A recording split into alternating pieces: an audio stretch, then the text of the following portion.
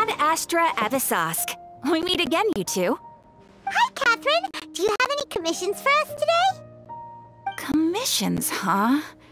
Let me think. Oh, how about this? Please attend the Academia's Academic Symposium this afternoon and recite a love poem on stage. Wait, say what now? And if possible, please also use your camera to capture the reaction of the audience upon finishing the poem. Huh? What kind of commission is that? I see. It appears that you're not interested in this commission. In that case, please go to Port Ormos and convince the Eremites there to spend some time volunteering at the local orphanage. Hey, that's not any better. I'm sure the mercenaries will have some interesting reactions as well. Paimon's gotta ask, just who exactly has been submitting these commissions to the Adventurers Guild? Oh, the commissioner? Well, actually, I just wanted to see the two of you in action. Was it so obvious? I was hoping you would actually take one of those commissions. That kind of chance to observe humans doesn't come by often. Ah, so it's Nahida. Paimon just knew Catherine wouldn't crack those kinds of jokes. When did you get into her head? From when she said, Ad Astra Abisosk? So it's been you this whole time? Are you done resting up, Nahida? Yes. I've been sleeping ever since we parted ways, and I even had a really, really long dream. It was another dream about the Sumeru Festival, except it was a happy one.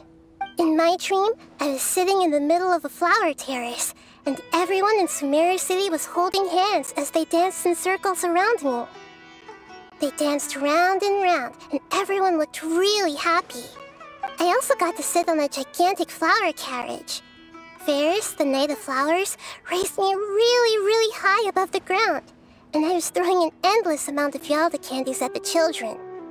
You know, Nahida, maybe your dream is how the Sumeru's festival really should be. It's meant to be a joyous time where everyone gets together to celebrate your birthday. Huh? Wasn't I describing a really happy dream? Why are you both looking at me like that? Wait, could this be an example of the emotion known as pity? No, we aren't pitying you.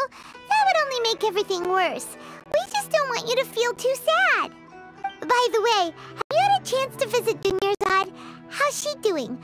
The Homianis haven't allowed any visitors after the festival, so we haven't been able to check on her. Yes, I paid her a visit right after I woke up. She was resting at the time. Her condition is stabilized. However, since Elazar is a manifestation of the withering on the human body, we can only cure it by finding a way to take care of Irminsol's own withering. But for the moment, our top focus should still be figuring out what the sages are up to and what they're planning. Right. Who knows what'll happen if they manage to pull off another scheme like the Samsara of the Sumeru's festival.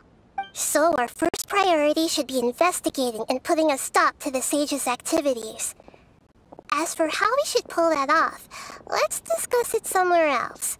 There are too many adventurers around here. Oh, good point. Sorry, adventurers. We're gonna be borrowing Catherine for a little while.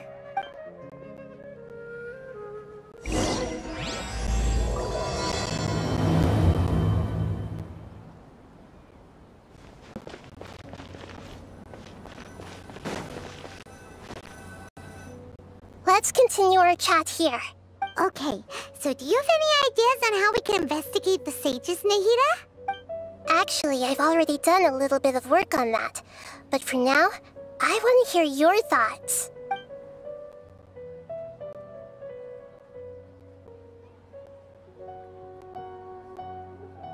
I've already tried that, but all the key members of the Academia, even the core of 30 guards, intentionally avoid wearing their Akasha terminals. It seems that from the very beginning, they've been guarding against info leaks from the Akasha. Of course, it could also be because they're wary of me. Have you already caught the sage's attention?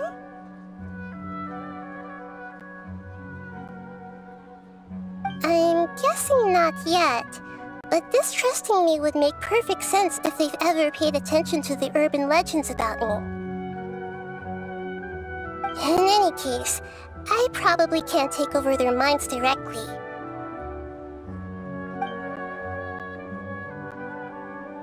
No way, that's too risky. You mean it'd be too easy to get caught? No, it's not that. We shouldn't involve innocent students in this. A single mistake could completely ruin their lives. Doing that would be ignoring the safety of my people for my own selfish goals. How is that any different from what the sages are doing? That's a good point. Spoken like the god of Sumeru.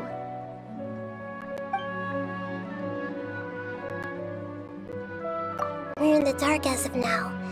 Since we still don't know anything about their goals, any rash move could tip them off and lead to terrible consequences. After all, every person in Sumeru City is one of their hostages.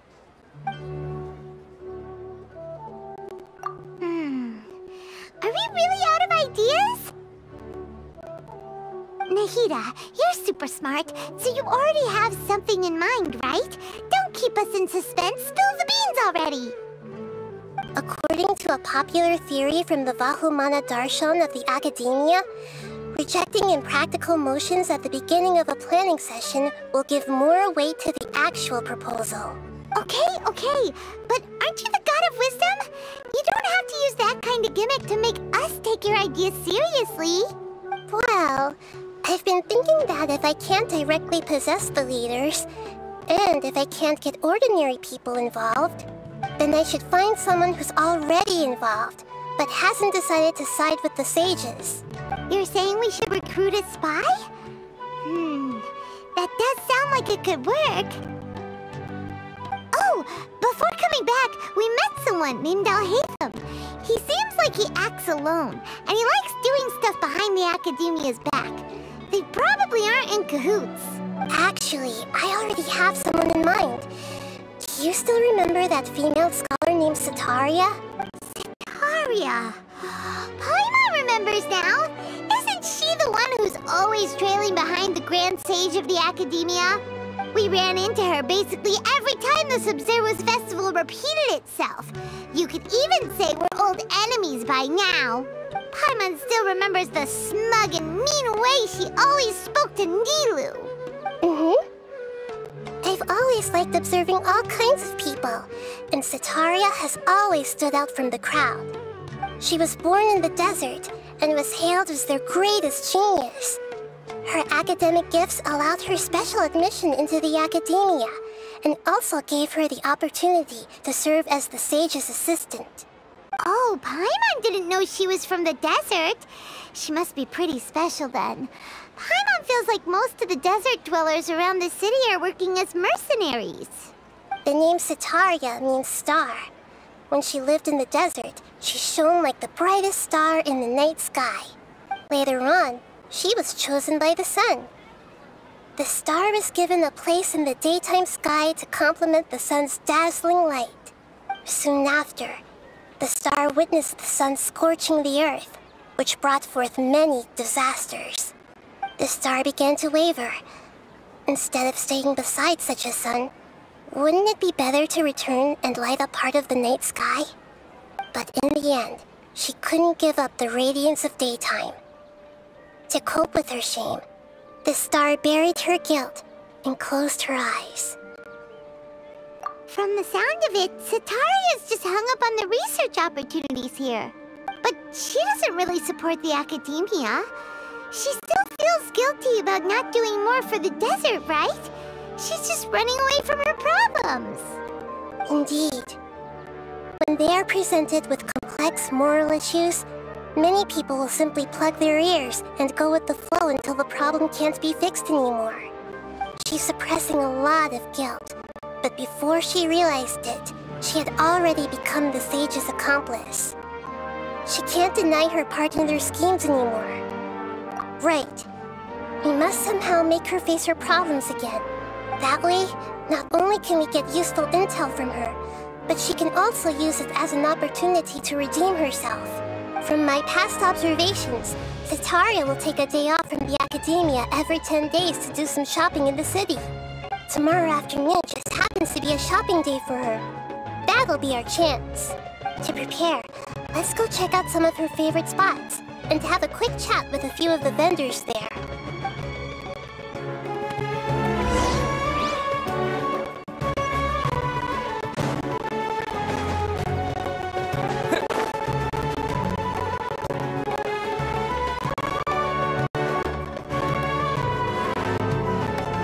This should be Sataria's favorite fortune-telling spot. So should we ask the fortune teller about Sataria? No, I already have enough information on Sataria. The most important thing now is for you to pay attention to the vendor's talking style and key characteristics. Talking style and key characteristics? My poor lost lambs. Have you become troubled over your fates? The divine voice of wisdom often echoes between mine ears. If thou be blessed today by the gods, I may be able to show you the way. Huh? Really? Nahida, you've been whispering things to her? Shh. My friend here has some doubts regarding his future. Can we get a fortune reading for him? Of course, of course. In that case... It would seem that Harut and Marut are quite wary of you. Perhaps, at some time in the past, you have somehow offended the gods.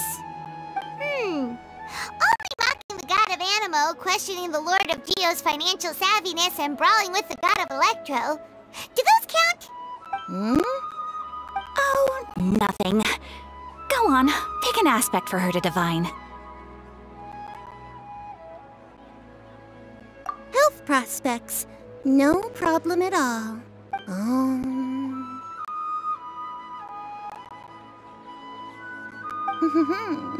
The gods have spoken. The truth shall be revealed. Your life shall continue on for many tens of thousands of years? Impossible.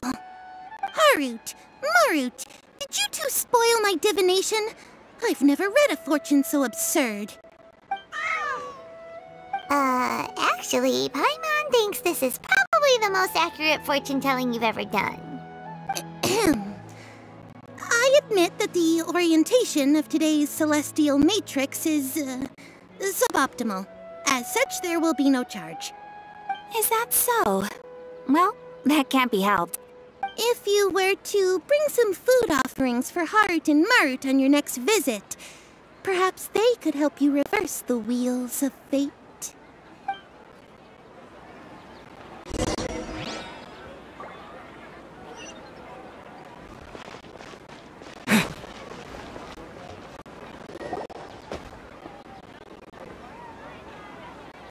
Is this another one of Sataria's favorite stalls? Yep. It belongs to a king. His father helped Sataria a lot when she first moved to Sumeru City, so she still comes by whenever she has time. When I start talking with him, listen carefully to the details of our conversation. Ah, dear customers! Would you like to look at some pottery? We caught wind of your great craftsmanship, so we specifically came to take a look. Oh, I recognize you. Aren't you Miss Catherine from the Adventurers Guild? Sounds like I'm in for some big business. Speaking of, where did you learn this trade? I suppose you could say it all started with my dad. He's a mason by trade, but I picked up an interest in clay while apprenticing for him. After that, I began making pottery by myself in secret. And I simply changed trades when my works turned out well. Although it's a pity that I'm no longer making much use of the knowledge provided to me by the Akasha. That's nice. You're making a living doing something you love. So is your father still working as a mason? Oh no, not anymore. A few years back, he fell from a roof and broke his leg. Since he had already saved enough mora over all these years, he's just enjoying the retired life in Port Ormos nowadays. I see. We wish him peace and happiness in his retirement. I'll have someone in charge of logistics at the guild come by another day for some goods. We'll leave you to it. Take care now. No problem. Rest easy, all our goods are sure to meet your every need.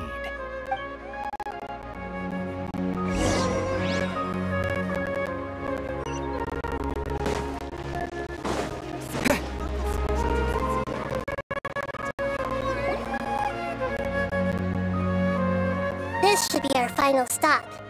Sataria's always thinking of this restaurant when she's working at the academia. So she always comes by whenever she's out in the city. Nahida, you've really thought of everything.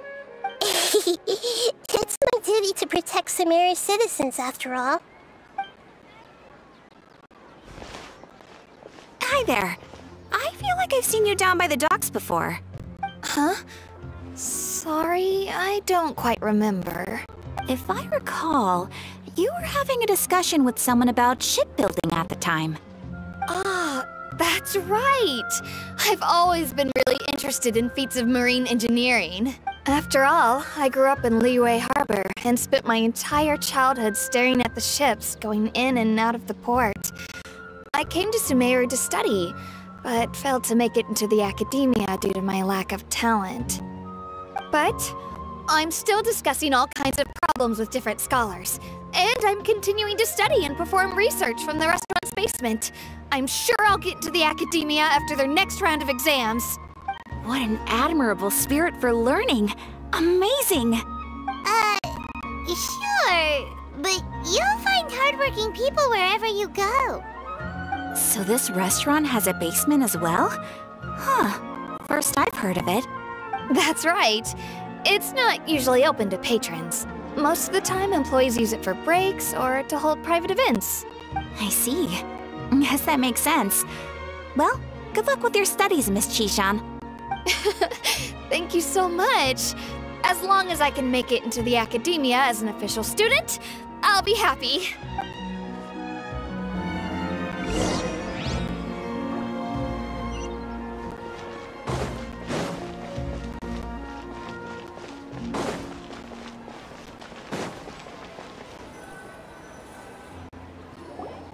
So, was that everybody?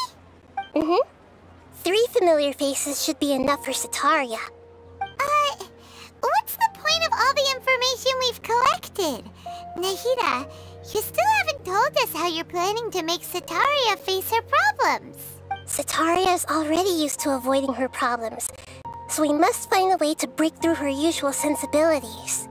I remember you mentioned that the Eremites in Port Ormos are all making a fuss about the upcoming resurrection of King Deshret. Although it's all just a boatload of nonsense, the fate of her homeland may turn out to be Sataria's soft spot. Oh, Paimon gets it now! You want to take advantage of the guilt Sataria feels about her homeland. Although she knows she should return home to help the people of the desert, all she's done is conspire with the sages. So how do we set that up? Well, King Deshret is long gone, and Sataria is also too smart to fall for any simple tricks.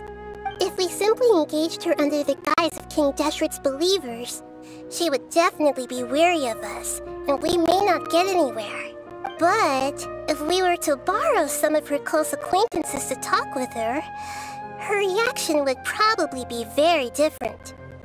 So, you mean you're going to possess those people we just talked to? Yep. Possess them through the Akasha. Imply we've already converted to the faith of King Deshret, and then convey our made-up will of King Deshret. As long as everything goes smoothly, we'll get through to Sataria for sure. She'll never guess that we had anything to do with it. Ah, so that's how you're going to use all the info we collected on these people. It's so that you won't slip up and break form.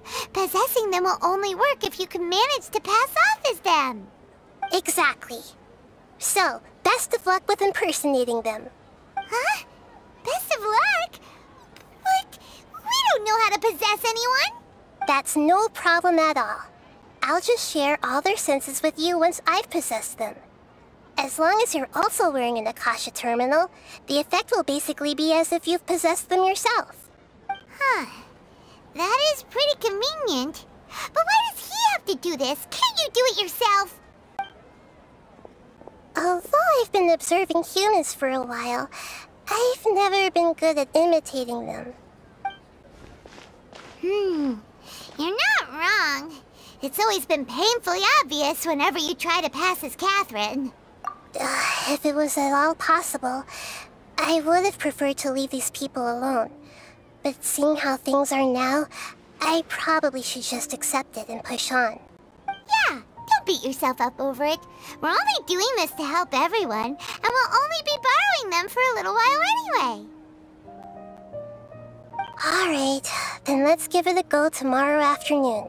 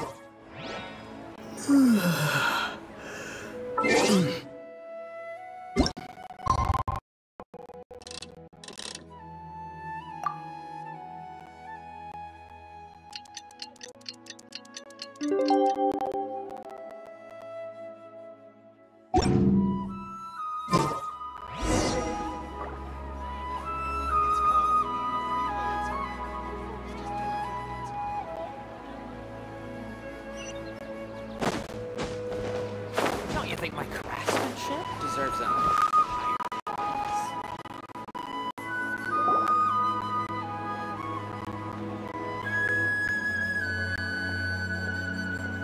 Oh, here she comes. Satori is here. Let's quietly follow her. When she starts talking to her acquaintances, we'll find a safe spot to begin possessing them. As for how we'll sway her to our side, I'll leave that to you. I trust you'll know what to say. Paimon's starting to feel kinda nervous. Okay, let's go.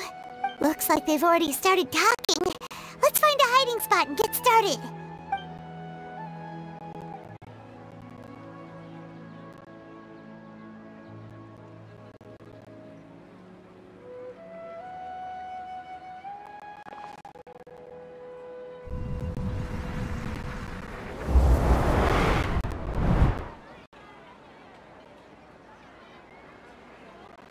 That's right. You really can't force anything when it comes to love. And besides, everyone around me has a very different background and outlook. Are you still listening to me, Nabia? Oh, of course I'm listening. You were talking about troubles with your love life, right? I heard everything you said. Okay then. You just seemed a little distracted for a moment there. Strange. Your cats seem pretty worked up. Is something wrong? I always thought they were quiet, happy kitties. Oh, what are their names again? Ah, that's right. They are just little darlings, aren't they? Harut and Marut. So, which fortune do you want me to read for you today? You must have come for another echo of the divine voice of wisdom. I'd like to get another reading on my love prospects, but to be perfectly honest with you, I feel like I've been a real mess recently. A mess? Well, could you do a reading on how long it'll take me to finish my current project at work? I really just want to get it over with. I hear you. No problem at all. The gods will reveal the truth.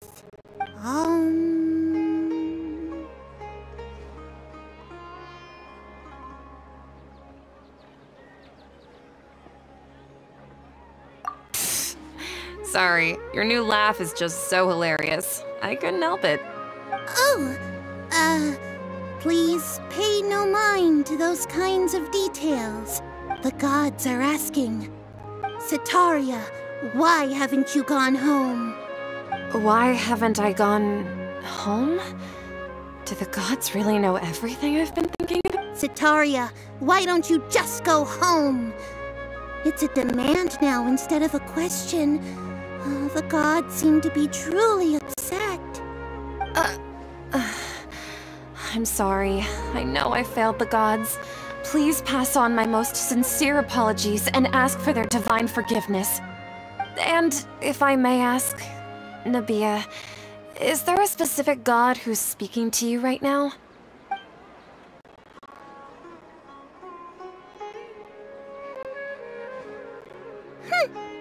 What an inconsiderate and naive question. The god who is speaking to me is, of course, the wisest and mightiest of all, King Deshret.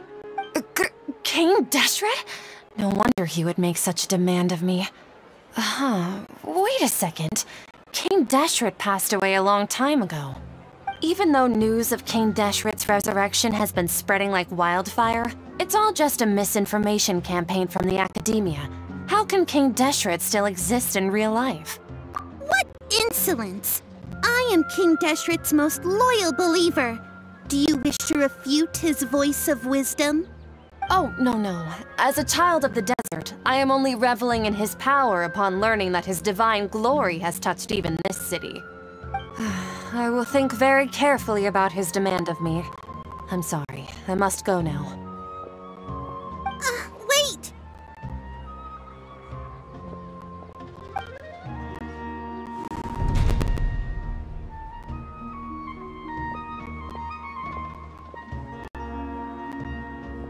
Whoa! She just ran off in a hurry. She looked pretty upset, too. Well done. Sataria didn't seem to suspect anything amiss. To have something she's been trying desperately to avoid show up out of nowhere and berate her, that must have shaken her to the core. Aw, Nahida, it seems like you understand human emotions really well after all. All I know are some abstract Harvard-taught theories. And in any case, my time with you has shown a lot of them to be utterly useless. I'm still trying to make sense of everything. Anyway, enough of that. Let's hurry and catch up to Sataria. Out of Keem's now, right on cue. Let's get ready to possess him right away!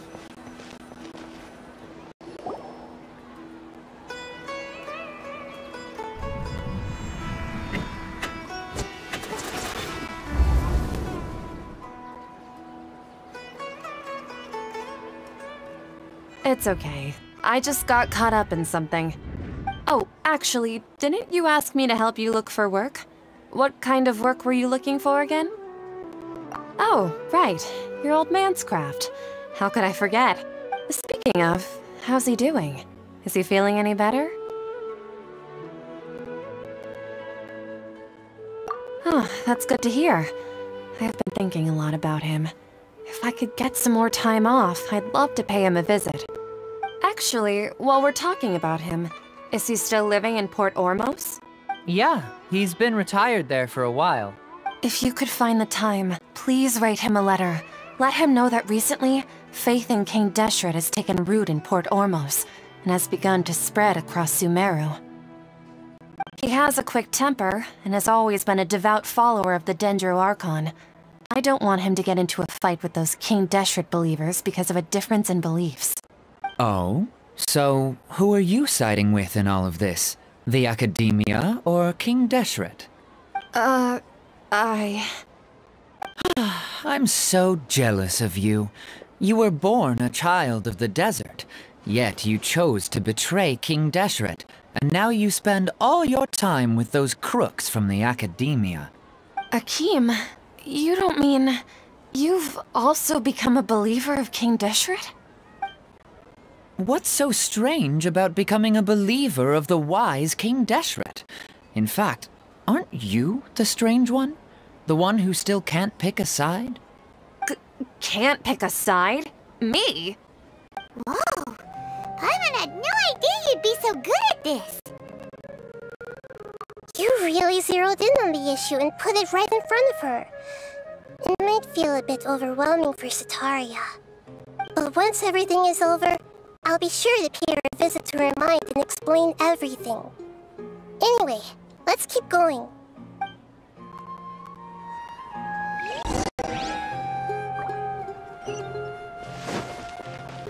Come on! Sataria's already started talking with Shishan!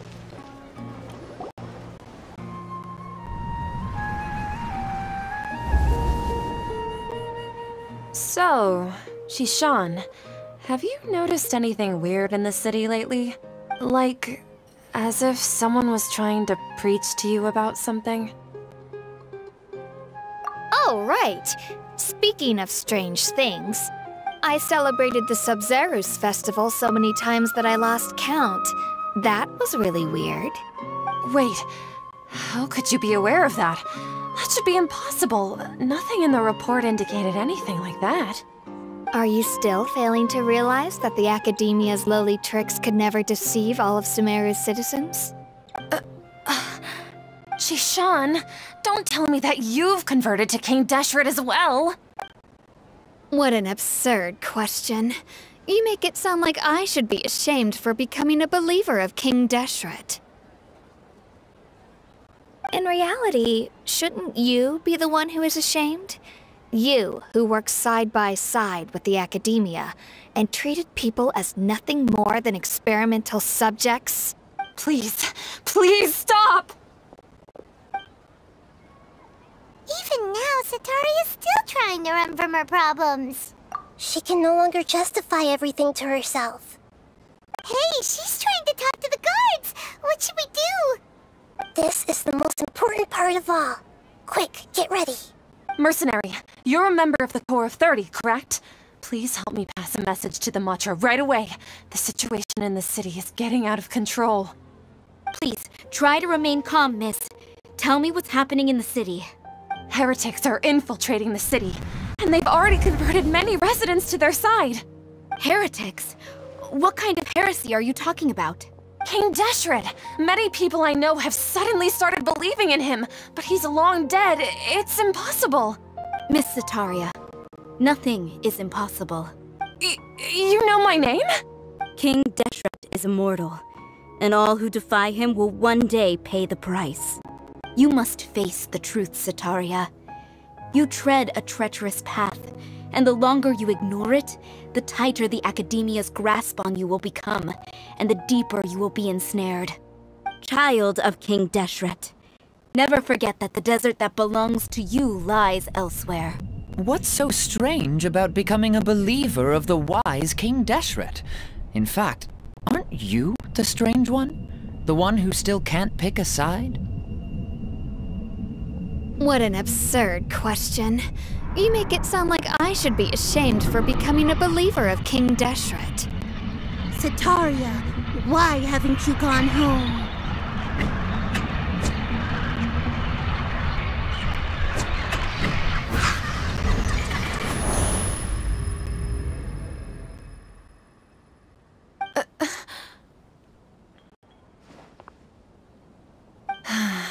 It seems that no matter where I run, I only keep finding more believers of King Deshret. I have to say, this is a familiar feeling. I've also been running from my guilt this whole time. Guilt over my part in the Sage's plans, and from ignoring the letters from the children of my homeland. But no matter how much I may try to ignore or get rid of it, my guilt always comes back. You won't necessarily lose your research opportunities by facing the truth. Besides, did you really want to conduct your research while carrying such heavy feelings of guilt? How do you know me so well? Are you truly just a believer of King Deshret? Or are you the god himself? That's not important. The important thing is to pass judgment on the Academia and its sages, and to correct their mistakes. If you could provide some assistance in this matter, perhaps it could serve as a form of atonement. I've actually never believed in the gods, but I've always believed in serendipity. Your appearance must be a fated opportunity for me to get out of this wretched situation. Please tell me, what can I do for you? How much do you know about the sage's current activities? I was just one of the designers for the massed dream harvest scheme, which is what happened around the Sumeru festival. But I know very little about the full scope of the overall project. I'd assume that only staff with the highest clearance would have access to those confidential documents. I've just been working to meet the Grand Sage's specified requirements. However, there's something that's been really bothering me. I heard that a scholar who was previously expelled has returned to the city, and even the sages are still quite wary of him. To fight against the Academia, we will need to figure out the nature and the purpose of their work. Is there a way for us to get access to the confidential documents you mentioned? It should be possible if we're willing to take some risks. After all, I'm an assistant to the Grand Sage, and I've been working on many tasks outside of the project. One thing, though, I won't be able to transfer the documents to you through the Akasha once I get my hands on them. The sages have always closely monitored all activities within the Akasha. Let me see... let's use the most primitive method. Send someone to pick up the documents tomorrow evening at the Academia entrance. The Academia entrance? Wouldn't that be too conspicuous? Don't worry about that. I assure you, this won't be a trap. I'm only suggesting this location because it'll draw more scrutiny for me to leave the academia again. It'll be safest for me to distract the guards long enough to hand you the documents. All right, I trust you. So, if I were to successfully complete this task, would it mean I've atoned for my wrongdoings? That'll depend on the judgment of the Dendro Archon. The Dendro Archon. That's right. Her people are the ones we have endangered. As the God of Wisdom, she's also the one responsible for judging and guiding the scholars. Maybe it's time for me to find a god to believe in. Just as Nahida predicted, we've managed to bring Sataria to our side! The Traveler's execution was ingenious. He's the one who deserves all the praise. Well, now that we've made plans to meet again tomorrow evening, all we can do is pray for Sataria's mission to go off without a hitch. Pray? But if we're going to pray to the gods, aren't we just praying to you? God of Wisdom and Guardian of the Scholars? No. The truth is the true Guardian of Scholars. I've always believed that. Anyway, let's meet again tomorrow evening at the Adventurers Guild.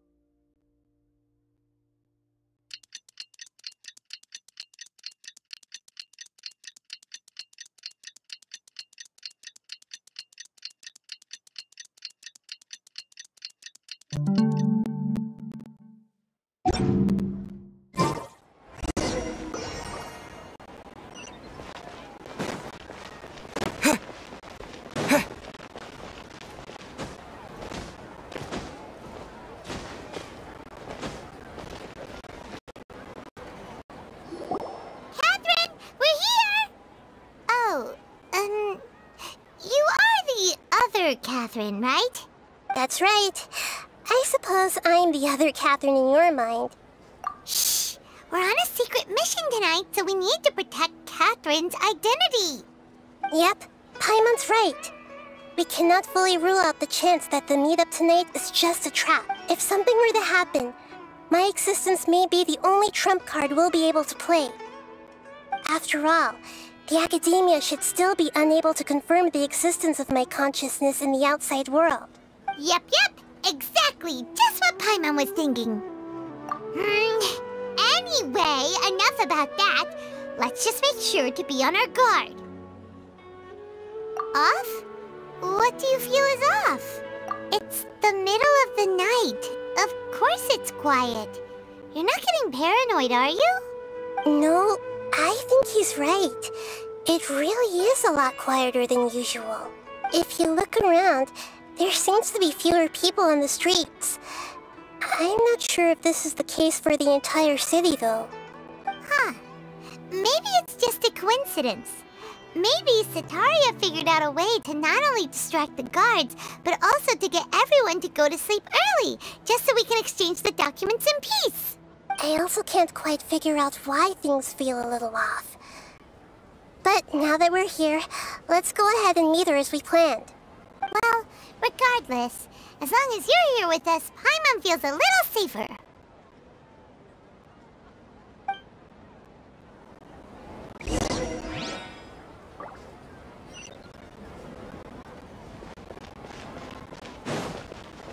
Huh. There really aren't many people out right now. Let's hope it'll be this quiet in front of the academia, and that Sataria managed to distract all the guards.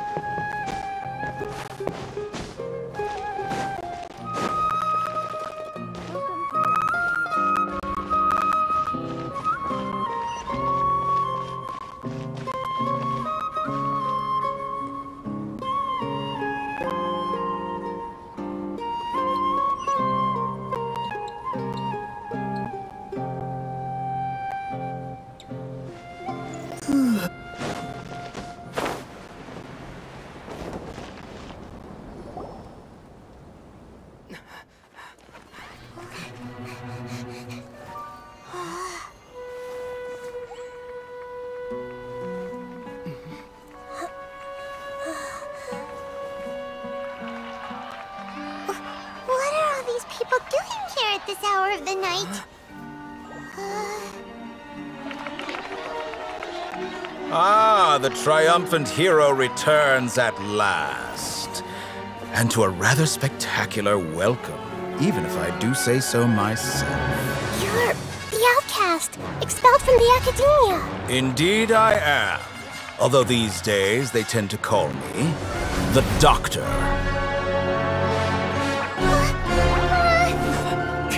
If you're looking for your researcher friend, she has already been taken into confinement. With some basic caution, she could have discovered the listening device on her person.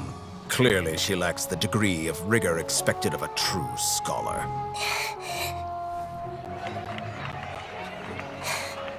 The people of Sumeru City.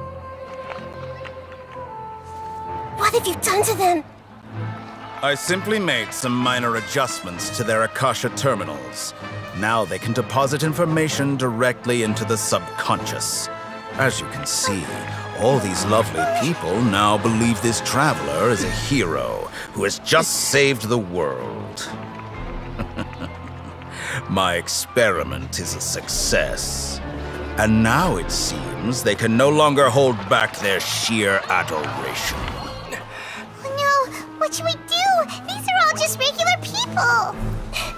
Leave now. You need to get out of here. What? That guy's a Fatui Harbinger! We can't just leave you here! Nor can I abandon the people of Sumeru!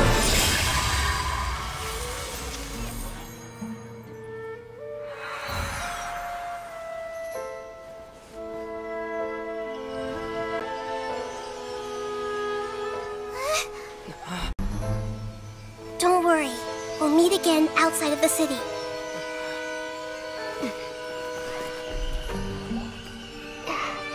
I see. You appear to have overridden their mental faculties with your own consciousness. To possess such a powerful mind, you must be the god of wisdom.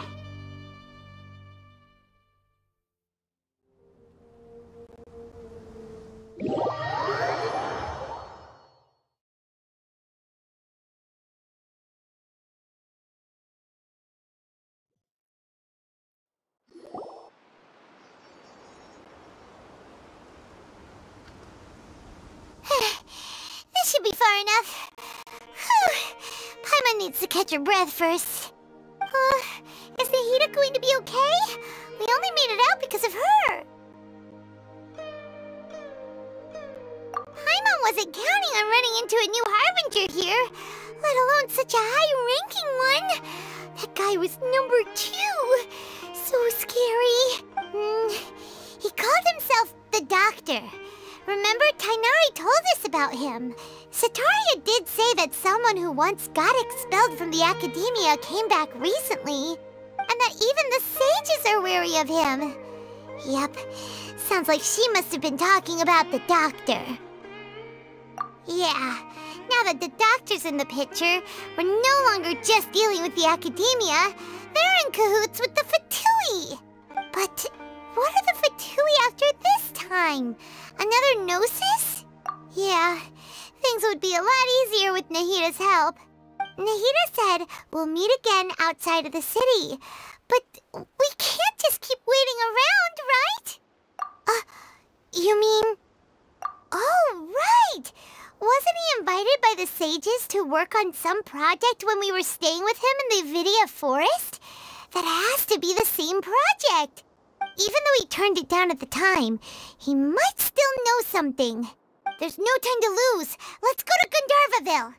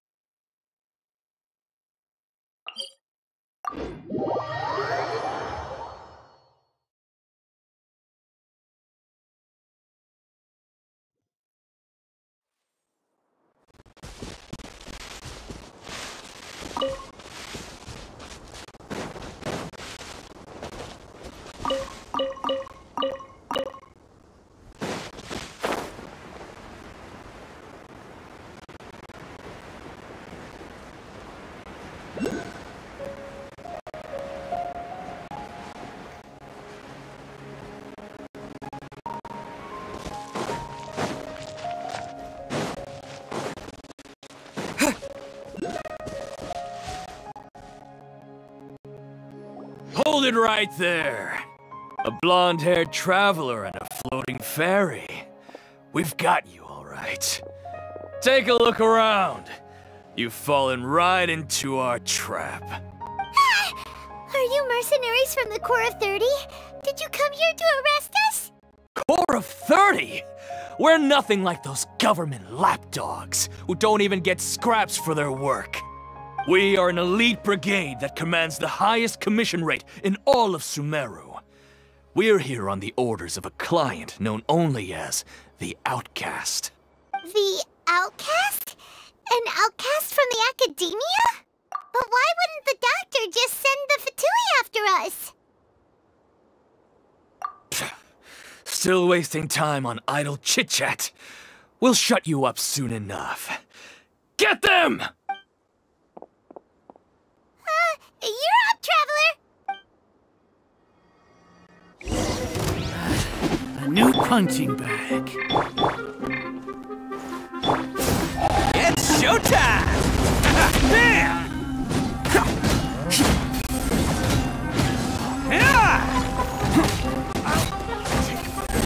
Take that!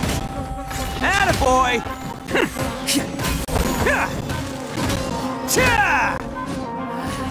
New punching bag.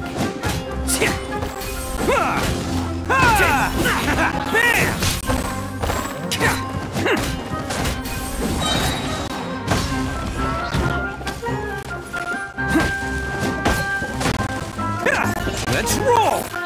Take that!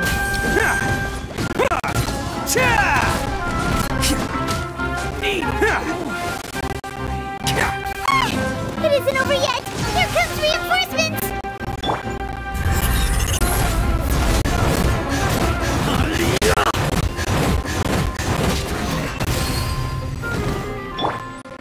Who wants some of this?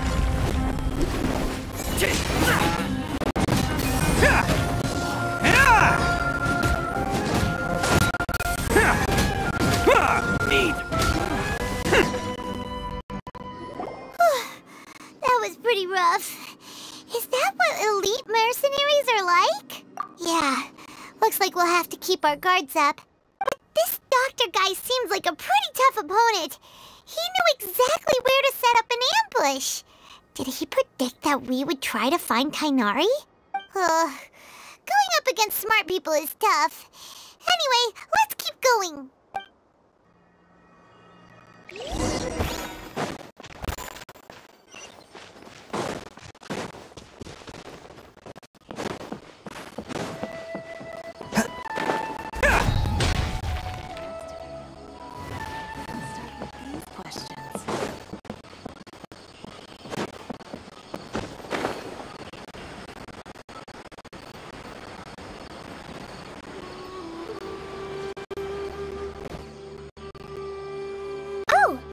Traveler and Paimon.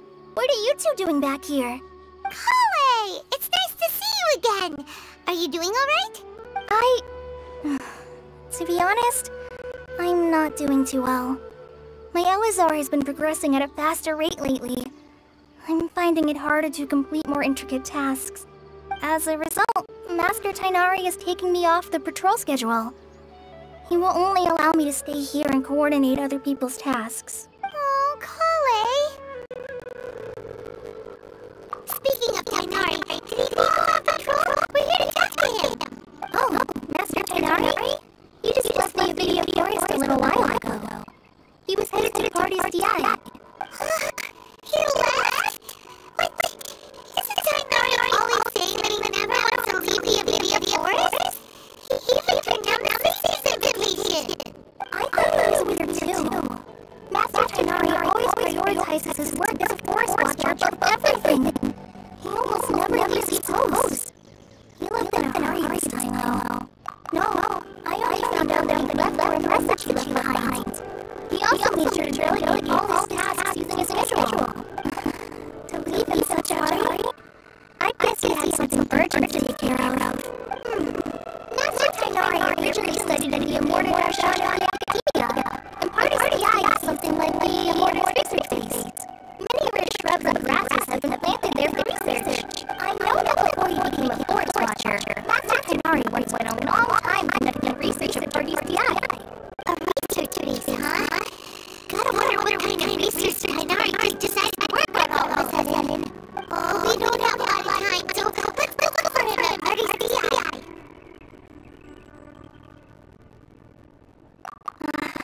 Don't worry, I'm fine. I'm used to living with Elazar by now. If you run into Master Tighnari, please send him my regards. Got it. Will do. See you later, Kale.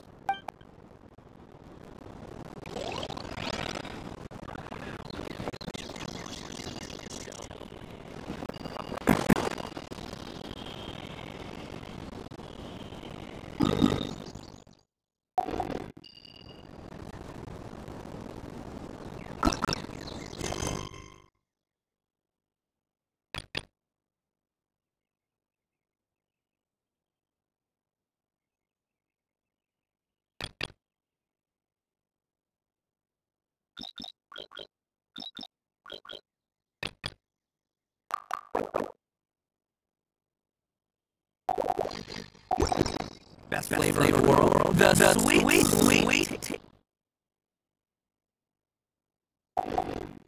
Victory. And that's why I've never spent a single more on any of my snacks. I've won them all.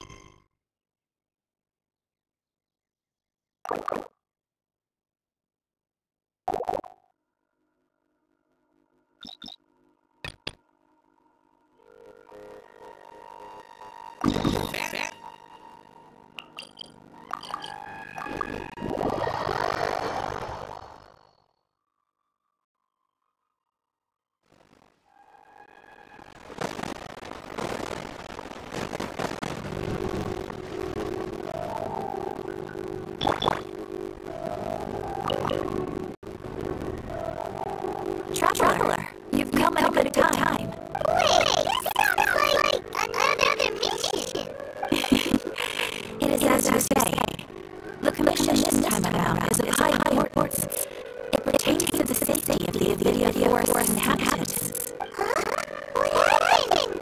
Not long ago, we received word that a section of the video forest seems to have become contaminated. Contaminated? You mean a new living zone? I don't know about the specifics, but I hear that strange things are happening to people who cross through that region. The video forest inhabitants won't leave their homes so easily. If we allow this contaminated region to expand, the consequences could be unimaginable. That's why I want to ask you to investigate the situation. Even if all you can do is stop the contamination from spreading, that will still save many people. This is forest business. Maybe Tighnari knows something. Let's go find him.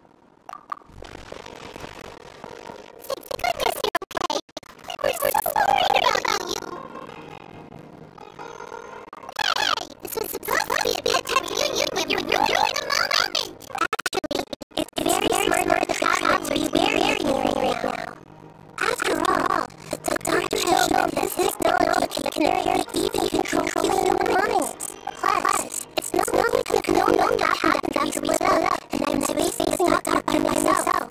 Even though a little stagnant water after a torrential storm can occasionally pass past the sky. This is like the real key to come up with such an obscure analogy. Huh? But I wasn't trying to win my trust or anything. All I wanted was to clarify my point. Well, we understand now. Please, Hida, tell us more about what happened. Those were all right? When you left, I was still in the middle of restoring everyone's minds. Thankfully, when the doctor mentioned depositing information into the subconscious, he didn't mean reading information into our minds. Instead, he placed us in closer to creating hallucinations. That was still within my power to fix. Luckily, I managed to finish restoration my mind away from him, just as he was about capturing me. What relief. The doctor sure pulled down some hitting cards, but then we had Hida with us. I won't be released yet. I can't wait for my identity when I restored everyone's minds, which means we've lost one of our trump cards. Also, the doctor is already an expert at modifying terminals. Maybe it's only a matter of time until he captures my consciousness like the Akasha. Would that mean you'd no longer be able to jump between minds? Then how do we stop him? He's still at the academia, so it's possible he already started accessing the Akasha. Feels like toying with us. What a nasty piece of work. Plus, doctors not really alone is apparently enough to make it worth it being able to facilitate. We shouldn't give up hope just yet. Try to find another way to tackle this problem. Actually, Hida, how did you know we were going to make it to party Hida? Have you waited for us? Yes, I have. I can see how large our level of energy. So I did search our destination like looking at the direction we're moving in. You didn't come for sightseeing, right? Did you find any beasts? Look for his name is Nari. He says just one time you reach out to him. Why don't you come inside us and see what we will find? Okay, let's just totally avoid getting into trouble.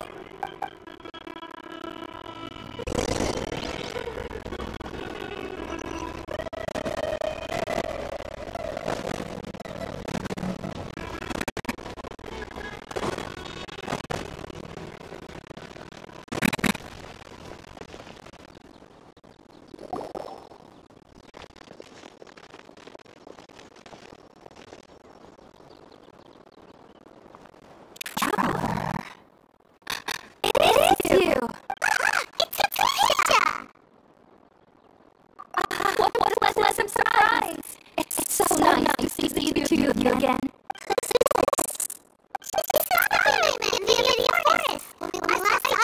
She was training what's it called? Satya Life? Oh, see? That's right. We're old friends. You've come at just the right time. Ever since I've come here, hardly anyone has even talked to me. Yisha, you're way too excited about this. Actually, for you to leave the forest means you're not training anymore? Wait, no. Did you finish training and reach part of our life? What do you think? My consciousness has already managed to make contact with the divine. You did it! Congratulations! So exhilarating, share this live joy others will long last. My consciousness made contact with the gods.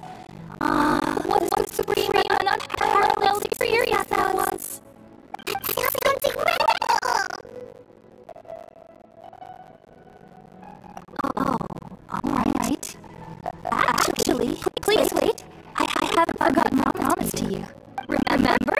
I promised to help you understand what you saw from Irma once they gained deeper insights. My current self has not only gained true insight, but I can even help to establish a direct connection to the consciousness of the divine. You can do that? I've never heard of anything like that, but if you're willing to try, I'll do my best to protect her consciousness. unconscious during that process. Hold on. I've got some spirit board with me. This is still a virtual art experiment. We're using that incense again? All right now. Hold my hand. I'll help you establish a pathway to connect your consciousness. Okay. Ready?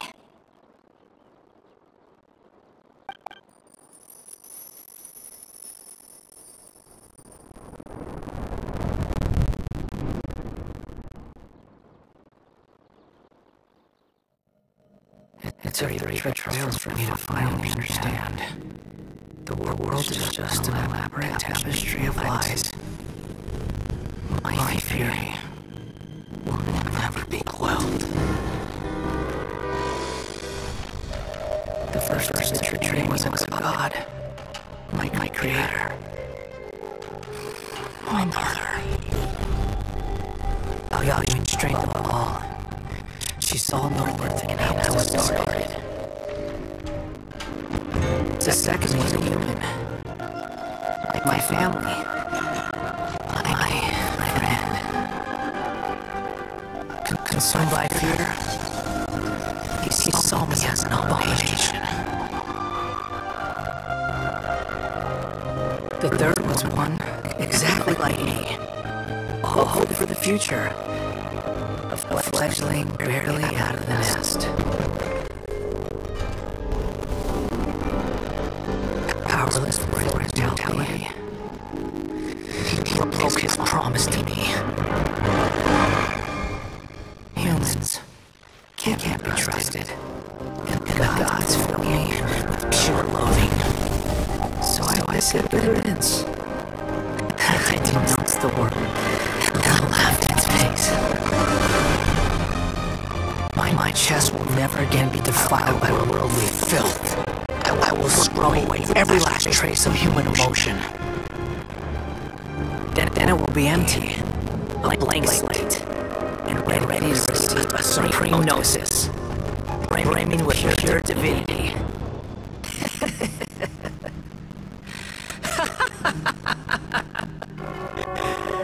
There is no need to fear. The pain will be brief. Your era is coming to an end.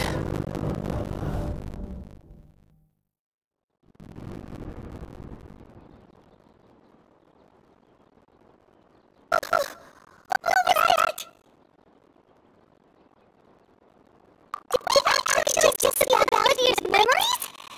That matches what we know about him. How is he connected to the divine consciousness that he was talking about? You saw it right? You felt it right? Such a majestic God! Such a noble will! Such a sublime emotion! Alas, shame. If only that which beats within my chest wasn't a filthy mortal heart. Oh, great and merciful God! Please grant me forgiveness and salvation! Do you understand now? I'm afraid this is no period for the life, but rather... You! Why are you so mean to me? Why is everyone hiding from me? I found divine wisdom. Shouldn't I receive praise and honor? Haven't I uncovered that light in the darkness? Hey, That's how I always thought everything should be. Wait. Have I already lost my mind?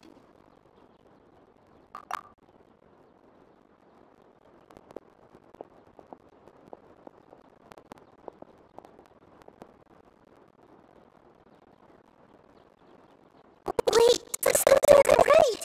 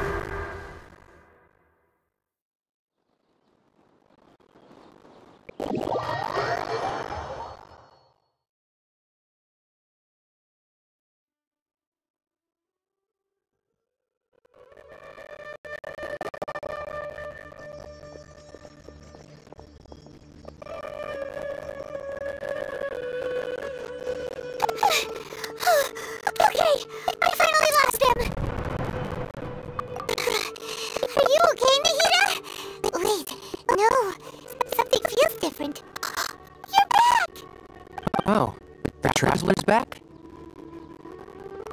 Nahida was controlling your body for a while. It seemed like she jumped over to you as an emergency measure right before the caterpillar was destroyed.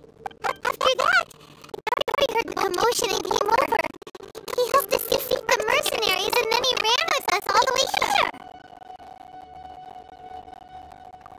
What? You swapped places? You mean your consciousness also went into Nahida's body? Wait, where is Nahida's consciousness? Where is she now? I never imagined that an individual's consciousness could be transferred around like this. Had I not seen it with my own eyes, I would have never believed it. I don't think this can be achieved with current human technology. Also, while we were running, the consciousness in your body told me to pass on a message. She said, the doctor has found a way to track my consciousness, so I can't journey with you anymore. But even in a moonless night, a shower of starlight can still drown out illusions and lies. Oh no! It's trapped in the sanctuary of Sumeru for good this time. Was that message what she left for us? It's pretty vague. Oh, that makes sense. Since the doctor captured her, she won't be able to say anything without him knowing. She's being extra careful. Even in a moonless night, a shower of starlight can still drown out illusions and lies. I know the moon illusions and lies are from the alchemical divination at the Sumeru Festival. Didn't Nahida use a starlight analogy before? That's nothing to do with Sataria.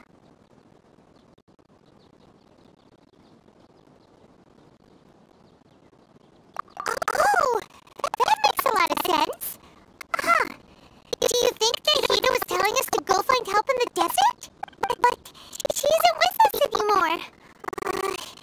Think we'll be okay? Paimon, you said Sanctuary of Sumeru, correct?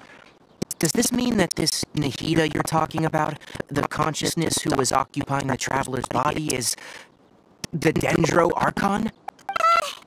Your guess is correct, but the situation's a bit complicated, so it's really hard for us to explain right now. That's all right. A scholar's curiosity doesn't need to be appeased right away. As for the complicated nature of the situation, safe to say I have witnessed that for myself. I've spent some time with you, and it looks like the Dendro Archon's also on your side. So, I trust you. Thank you, Tighnari. Oh, actually, we came here to ask you a question. What do you know about the project that the sages have been working on? Ah, that. While I was indeed invited to join that project, the sages were always secretive about its scope and goals, so I eventually declined. All I know is that the project has something to do with the restoration of Irminsul. Huh? Did you see something when you were in Nahida's body? What? Do you have any evidence?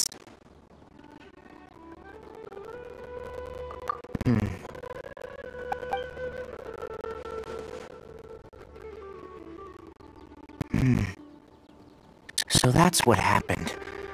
That explains why Hypatia's symptoms were different from those of the other scholars who went mad. It's because she made contact with the consciousness of a new god who is still in the process of being born. Tighnari, did you leave the Abydia Forest because of Hypatia? I did. I noticed Hypatia's mental anomalies, but since her symptoms were rather atypical, I secretly took her to Pardees DI and began searching for a way to return her to her normal self. If I didn't take action, Hypatia would have already been taken by the Matra to the desert, doomed to a life of exile at Aru village. Did you mention it?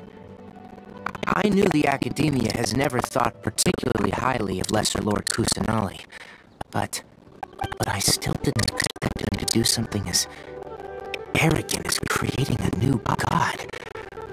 Looks like I made the right decision by not accepting their invitation. The doctor and the balladeer. We have 2 Fatui harbingers in Sumeru. Sounds like we're in for a bad time. From your description, I don't think they've completed their project. There may still be room for us to intervene. But then, what is the connection between creating a new god and restoring Irminsul? Yeah, it feels like we're still nowhere close to figuring out the sage's goals. Right, we've pretty much gone over everything we need to know, so we should head out. How about you, Tighnari? What are you going to do? I'll stay here for now. I still want to try a few more things to help Hypatia. If you're planning to go into the desert, start by heading for Caravan Ribat. That'll be your fastest route. Come find me here if there's anything else I can do to help. May the spirit of wisdom go with you. Thanks, Tighnari. Hopefully Hypatia will feel better soon. We're off then.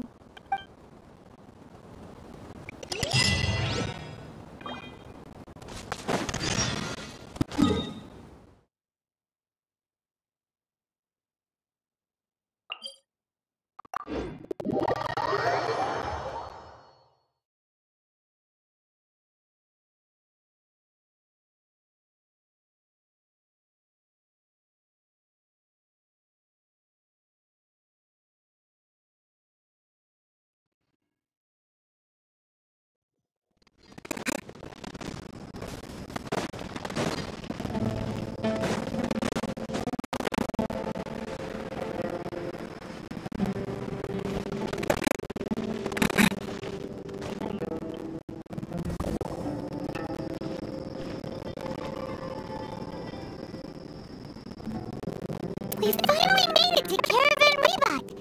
It's pretty lively here. So, just past this wall is the desert, huh? Oh, wow. Paimon remembers hearing people call this the Wall of Samiel. It's made to block sandstorms from the outside. Oh, if it's this tall, it's gotta be the divine work of Greater Lord Rukkhadevata, right?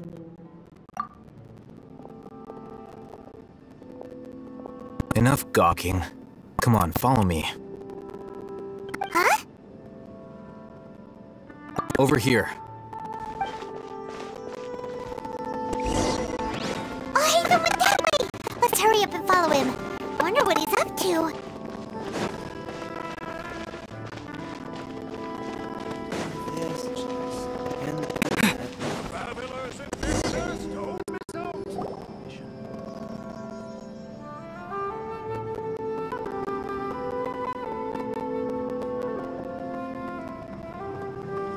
What the...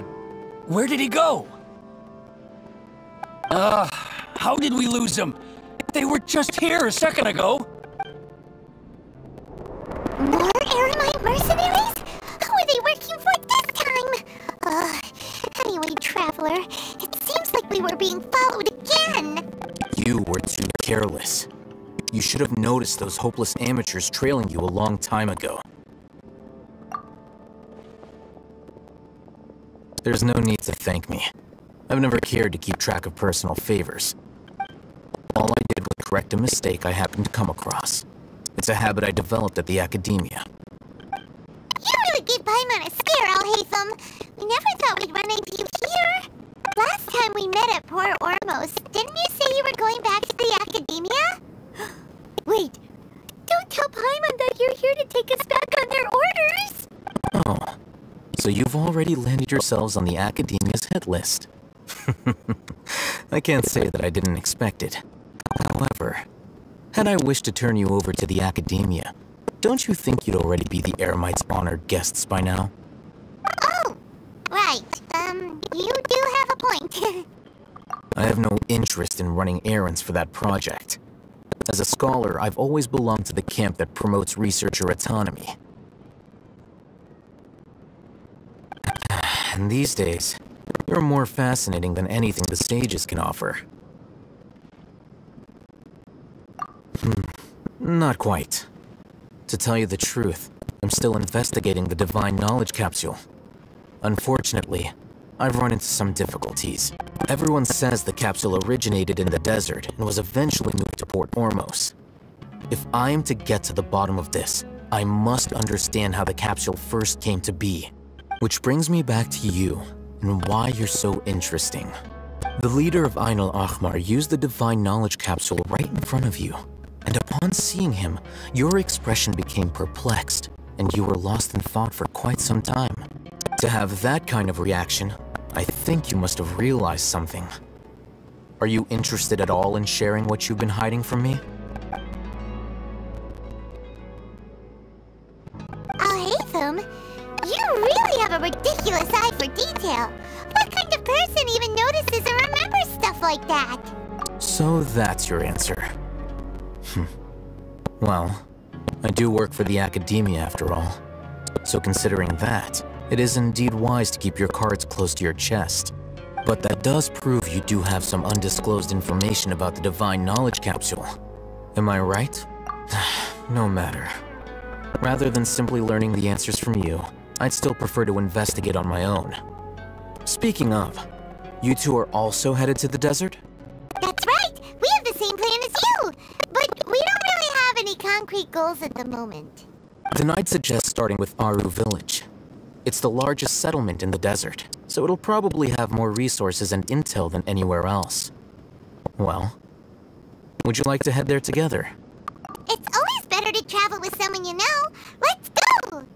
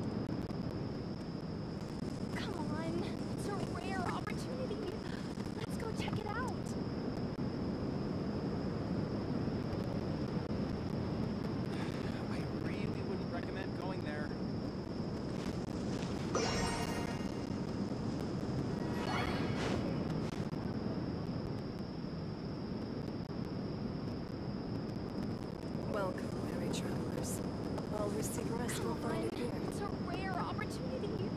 Let's go check it out.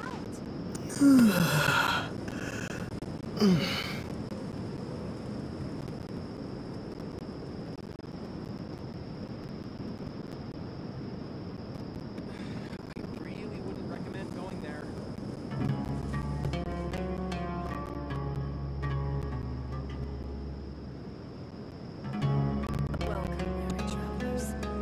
It's a rare opportunity. Let's go check it out.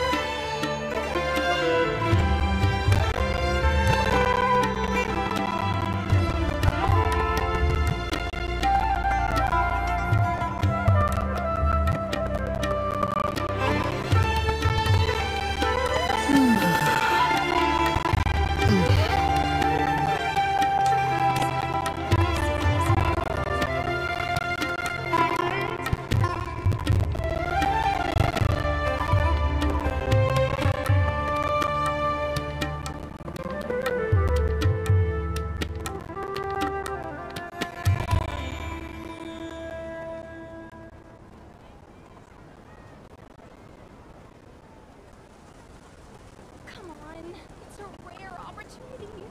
Let's go check it out.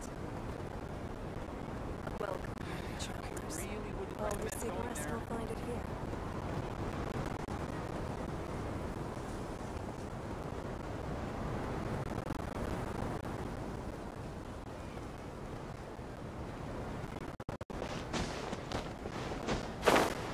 Come on, it's a rare opportunity.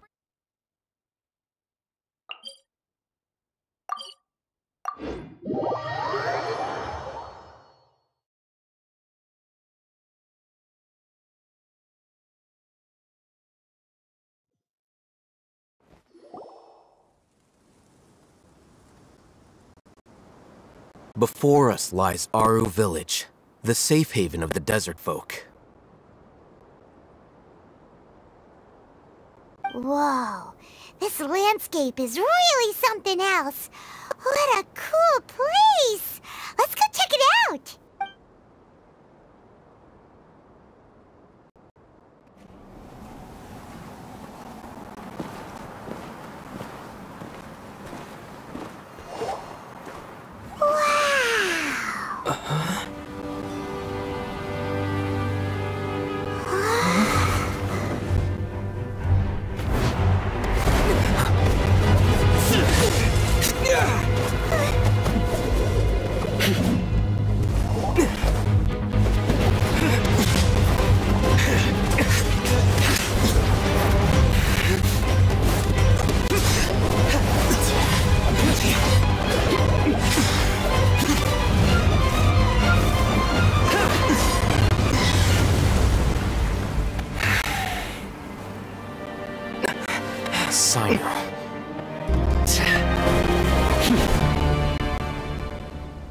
Unless my memory fails me, we have barely spoken 2 words to each other before now at the Academia.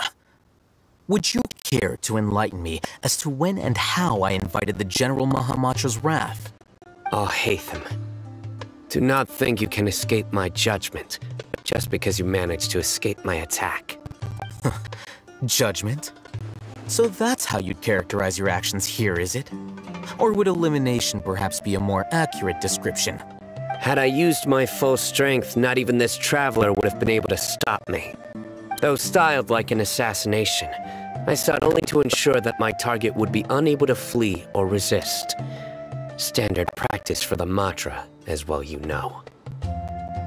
Seemed to me more like your own personal touch. Who is that, Alhaitham? Did you call him General Mahamatra? Yes. General Mahamatra Sino, head of all the Matra at the Academia. He's a formidable hunter, and the ultimate nightmare for any who have committed academic crimes.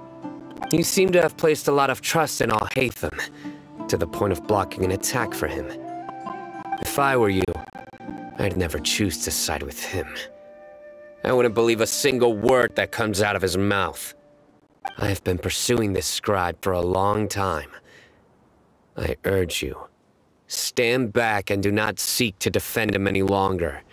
Otherwise, there will be consequences. Has Alhaitham done something wrong? Paimon doesn't think he's as bad as you've made him out to be. I won't waste my breath explaining things. Alhaitham, I saw it during our fight. Take it out. The divine knowledge capsule you're hiding on your person. Unless you want me to retrieve it for myself. Very perceptive of you. Nothing escapes a Matra's senses. Wait, the divine knowledge capsule? Didn't it fall into the Matra's hands in Port Ormos? No wonder you speak with such confidence, Sino. But I must admit, I'm very curious. What does this capsule mean to you? And why, as General Mahamatra of the Academia, are you all alone in the desert? As far as I'm aware, the other Matra have been speculating about your disappearance. Have you been given a mission that's, let's say, morally dubious? If I was the real target of your mission, what was stopping you from simply using your authority and resources to judge me within the walls of the Academia? I should have known you'd be difficult to deal with. You two! Ugh. What you would do, Traveler? Paimon feels like we can't trust either of them! Ahem. Well, look at you two, acting all tough and self-righteous over there. Wait, Dia? Great! Finally, someone that we can trust! You gotta help us out here, otherwise these two are gonna start fighting again! Yeah, sure looks that way. 2 giants from the Academia duking it out once and for all. Not something you get to see every day, that's for sure. Listen, I know you academic types love to fill up your big brains with self-righteous morality and lord your empty rules and virtues over each other. But how dare you bring your petty disputes into the safe haven of Aru Village? It seems like someone's gonna have to beat some sense into your thick skulls until you finally learn to respect these grounds.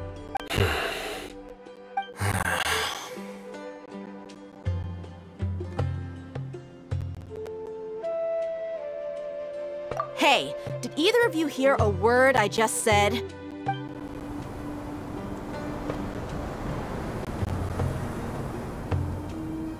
Whoa, what's going on? The wind's so strong! Is this a sandstorm? Paimon's gonna get blown away! Another sandstorm? What's up with these recently? Hey! All of you, over here, quickly! We have to take cover! Someone's calling for us! Oh, this wind is too strong! Let's get over there! That sounded like Candace. Come on, you two. Jeez, are all of you Academia folks such hard work? Move it! All right, stop yelling.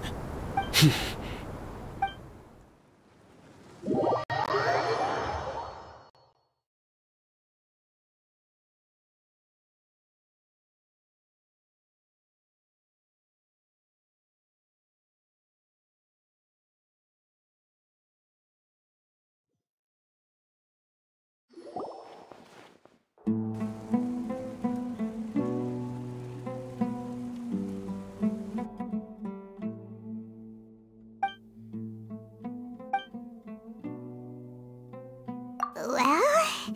this is pretty awkward. Hey, wanna play sardines with 3 people who wanna tear each other limb from limb? Sure, why not? Sounds fun. The air is so thick and heavy. Paimon can hardly keep floating anymore. My sincere apologies, everyone. This is the home of our village chief. I will have to ask you to make do with this small room until the sandstorm dies down. Please, let me introduce myself. I am Candace, protector of Aru Village. Our savior has come at last! Nice to meet you, Candace. The name's Paimon. Thank you so much for helping us. There's no need to thank me. It's only right to help each other when the weather gets rough. Wow, she's so gentle and caring, like a nice older sister.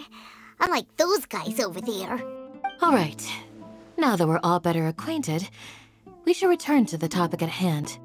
As a guardian charged with the responsibility to protect my fellow villagers from harm, I was observing your conflict from afar, even before the sandstorm started.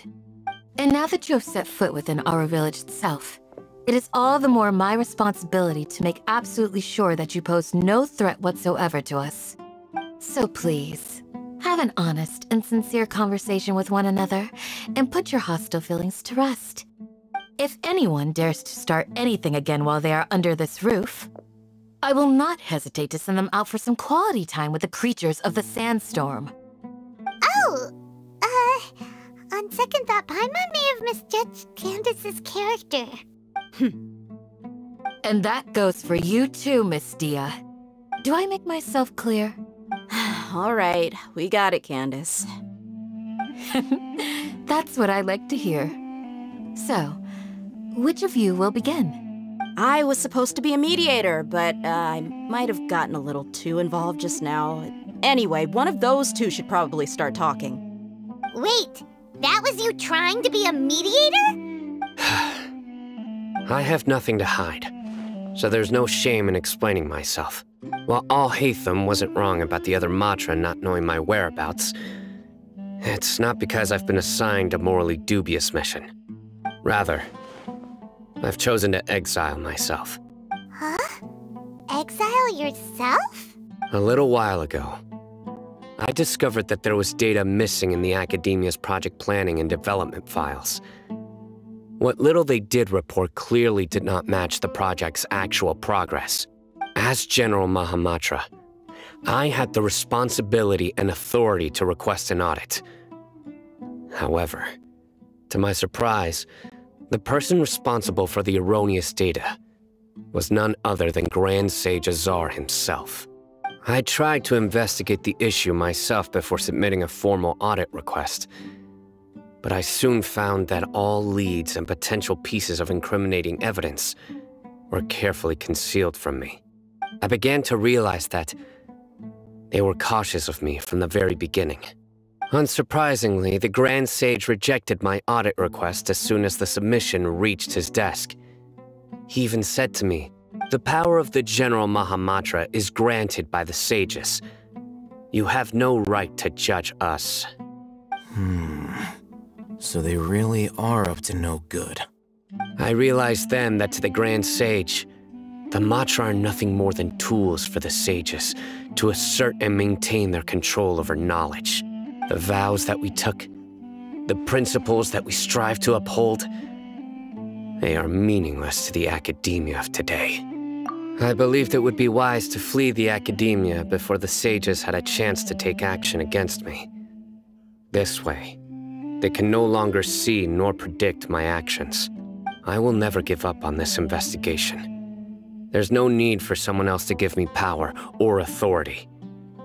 Once I find the truth, I will administer judgment by my own name. Sino seems to have the same goal as us. We're all investigating the sages.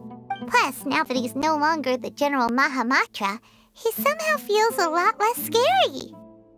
Well, Sino, if that's your story, then why did you see Alhaitham as a target? When I was investigating the matter in the academia, I overheard a conversation between Alhaitham and a sage. The sages asked you to investigate a blonde-haired traveler. Do you dispute this, Alhaitham? What? Like many parts of the project, this assignment was undocumented. Now throw in your suspicious behavior with the Divine Knowledge Capsule, and I think we deserve an explanation. Yes. I was indeed tasked with investigating the Traveler. Alhaitham! After all, the promised reward was so great that hardly any scholar could have refused. The sage told me, once you've completed this assignment, I can give you a glimpse of divine knowledge. A most enticing offer. Unfortunately, those academics don't know me at all. Their words contained one key piece of information, namely that divine knowledge indeed exists.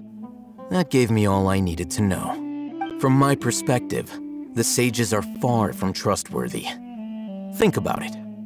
Isn't it a little strange they're so willing to share divine knowledge with anyone, even as a reward? So, I began my own investigation following the lead of the Divine Knowledge Capsule. In the end, I realized my wisdom in committing to this rather than collaborating with the sages. Had I been less guarded, I probably would have ended up like that Ain al-Ahmar mercenary, incapable of remaining sane for long enough to hold a conversation. You mean that the sages originally planned to dispose of you, using one of those capsules that drive people insane? I'd already given up on the assignment by then. I only told the academia I was waiting in Port Ormos for you to appear so they wouldn't suspect anything. So it came as quite a surprise when I encountered my erstwhile target while investigating the Divine Knowledge Capsule.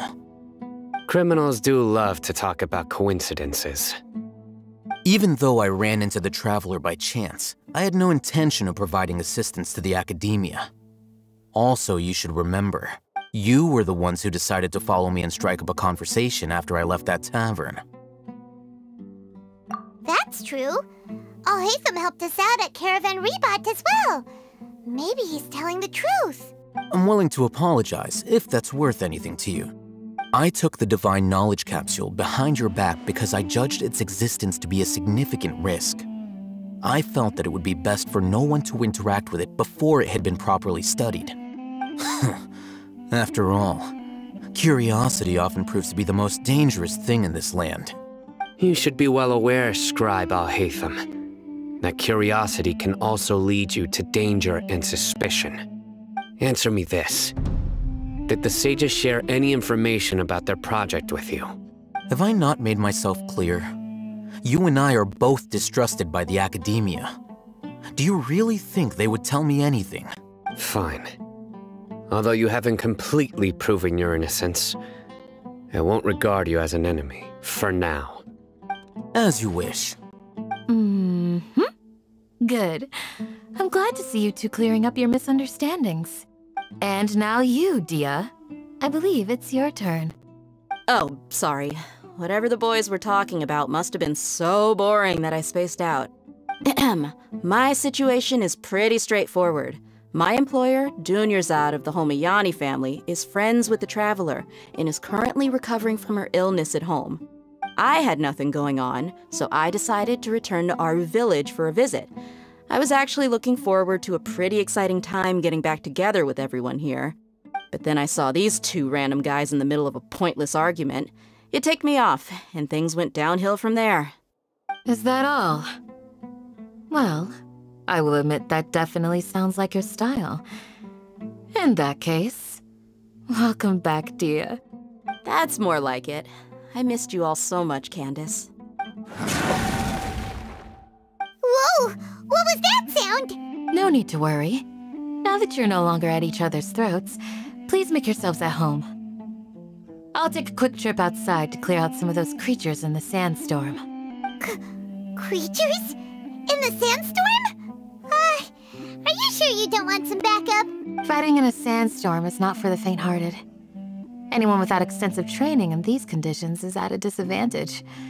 You needn't worry. Yeah, just leave them to Candace. Don't worry, she's as tough as they come.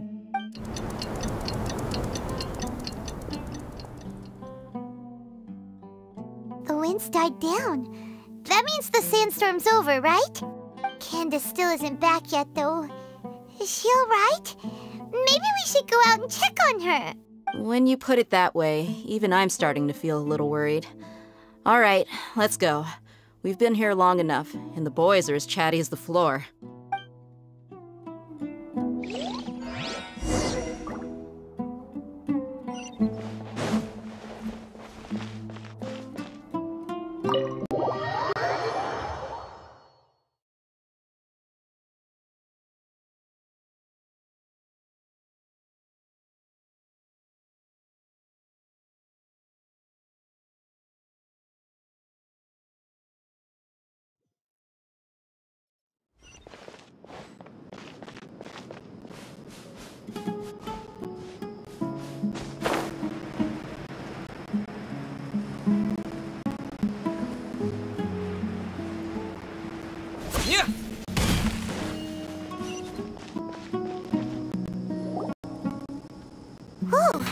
Candace, you're still fighting? You've been out here dealing with these creatures the entire time? Yes. They just keep coming in waves. I've lost count of how many I've defeated. Before I realized it, even the sandstorm had stopped. Ah! Here comes another wave! Leave this round to us. I got interrupted earlier, but now I have something to take my anger out on. It's been quite a while since I've seen the Flame Mane in action. I'll leave these to you then. I'll be sure to put on a good show. Let's go!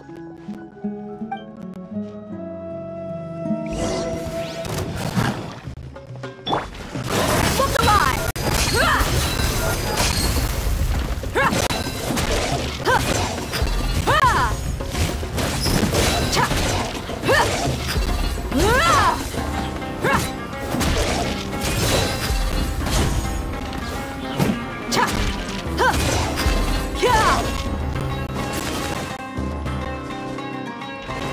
Buckle up! Hi!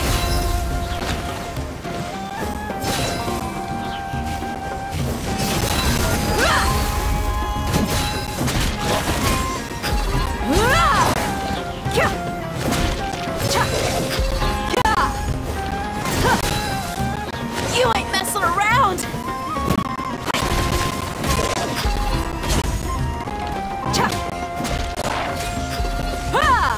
Let's get it on! Here comes another wave! When are they ever gonna let up?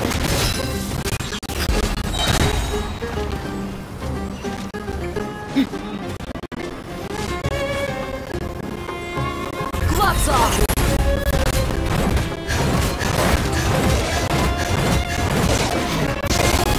Buckle up!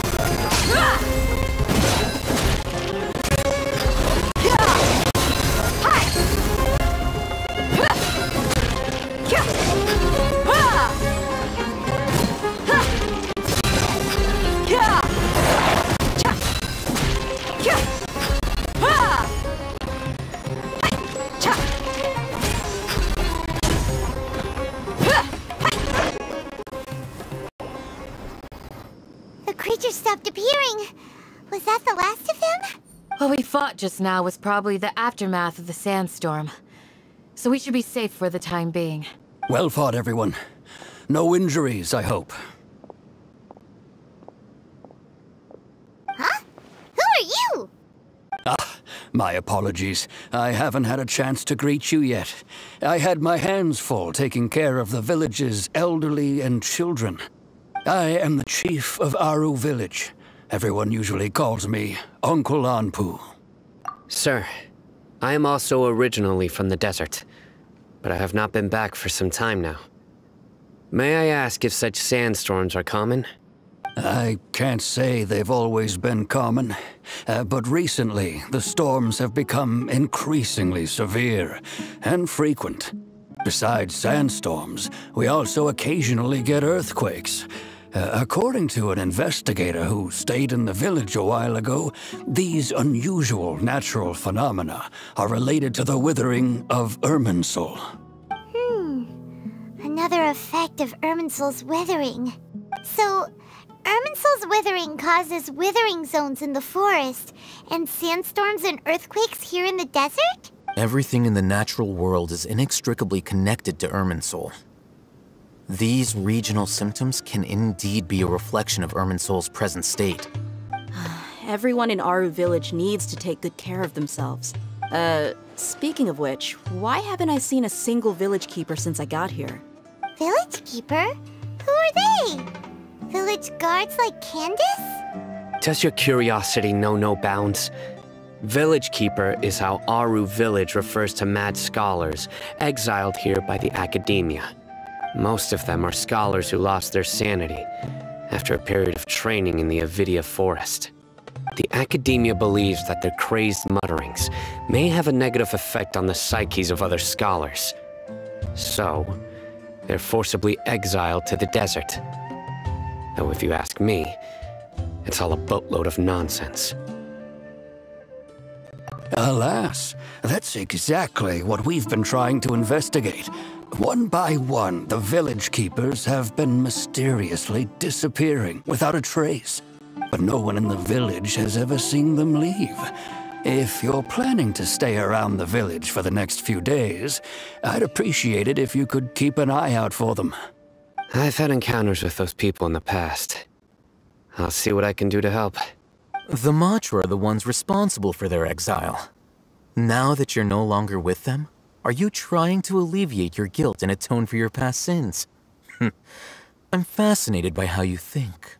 Mock me if you will, but if you are guilty, I will eliminate you, regardless of my position or identity. Oh, you're the former General Mahamatra. You must be an expert in these kinds of investigations. Thank you for your help. Is it because you're reminded of Hypatia? Oh, these poor scholars. First they lose their sanity, now this! We need to help get them back home, safe and sound. But, is it really a good idea to tag along with Sino? You seem like you really don't trust him. I'll be grateful for the assistance. No doubt you will do a better job than some of my former subordinates.